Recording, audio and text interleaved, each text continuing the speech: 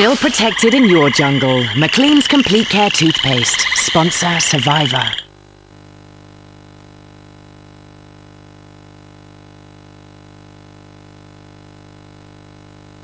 Klein, got a crybaby partner. Throw them in at the deep end. Who needs toughening up. Eyes on the ball, remember. And bailing out. The Bill. Tuesday at 8 ITV.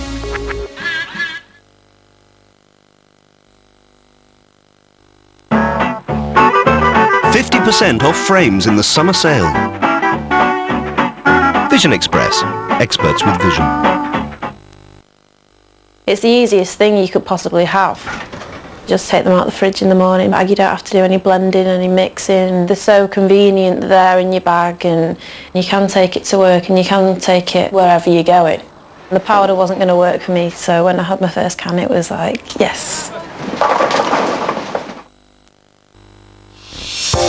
In a virtual world, it's difficult to do justice to the Ford Fiesta's incredibly smooth ride and secure handling. In the real world, you just have to take it on the road. And the reality is, with 0% finance available and a 3-year warranty, you can do just that from £6,995. Ford demands a closer look.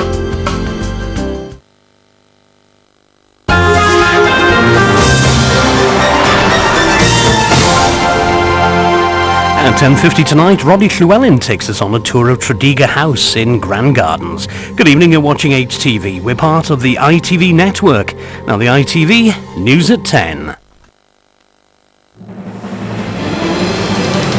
Major manhunt after British couple's ambush in the outback. Bush moves to strengthen the special relationship. Bhumi's mother demands answers about her daughter's death. And does this lock spell the end of the humble doorkeeper?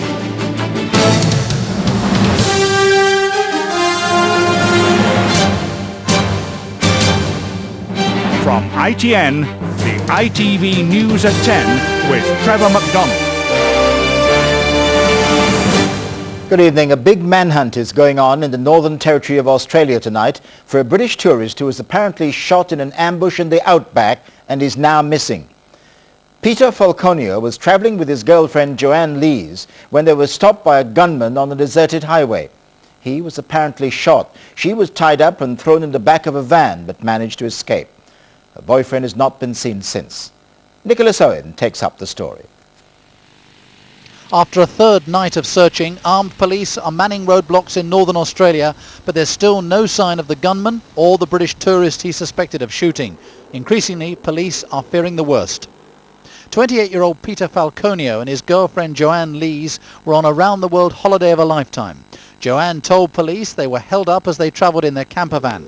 As Peter climbed out of the van, she heard a shot, and that, she says, was the last she saw of him. She was gagged and tied up and only managed to escape when the gunman was distracted. The couple were ambushed near the outback town of Barrow Creek, 175 miles north of Alice Springs. The main highway from Alice Springs to Darwin has been sealed off by police hoping to find the gunman. They have put up roadblocks on a 300-mile stretch. The search area now includes the whole of the Northern Territory. It's a wilderness that's 5 times the size of Britain. Police today issued this e-fit of the suspect, but now admit they have grave fears for the safety of Mr. Falconio. We've preserved all that as a crime scene. There is evidence there to indicate that a bad fate has befallen her companion. Today at their home in Huddersfield, Peter Falconio's brother and father are preparing to fly to Australia. I hope they'll catch the person who did it, because my lad didn't deserve that. Thank you very much. Thank you. They were scheduled to leave tonight for Northern Australia, where today police said they plan to draft Aboriginal trackers into the team now searching a vast expanse of bushland. The police admit they're mystified by such an apparently random attack. They will not give up the hunt, but slowly they are giving up hope of finding Peter alive. Nicholas Owen, ITN. President George W. Bush played down suggestions today that America's special relationship with Britain is in trouble. His comments came only days before his visit here later this week. Mr. Bush did admit there were differences with Europe and Russia over America's strategic missile defense plan. Our Washington correspondent James Smates was the only British television journalist to speak to him in the White House. The President had once mentioned his admiration for Sir Winston Churchill. The British response on the eve of his first official visit was to present him with a bust of the great man to live in the Oval Office for as long as George Bush is President. And he does, of course, I think for both our nations, symbolise this extraordinarily vibrant transatlantic link. I accept gratefully, and I look forward to looking at Sir Winston on a daily basis. Mr. President, is the special relationship as healthy today as it was in Churchill's time? I think it is, I do. We don't agree on every single detail of issues, but we do agree that our relationship is special and unique. But in the 6 months Bush has been President, several of his policies have caused considerable tension across the Atlantic. Are you expecting criticism on your UK trip of your policies on the Kyoto Treaty and missile defence? The Prime Minister in his public statement at Camp David said to the people, he understood exactly where I was coming from. And on global warming, the Prime Minister knows, as do the leaders of the EU, we agree with the goal of reducing greenhouse gases, but we don't accept the methodology of the Kyoto Treaty.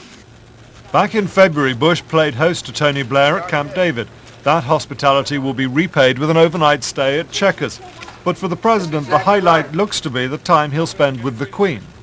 You've been to Britain before, Mr. President. What are you looking forward to most on your revisit? I look forward to seeing Her Majesty the Queen.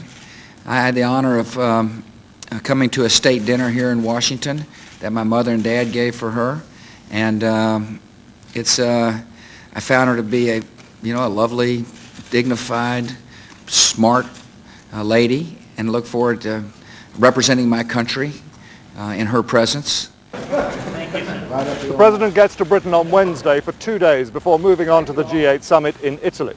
Given the mounting European criticism of several of his policies, his reception in London may be the easiest of the whole trip.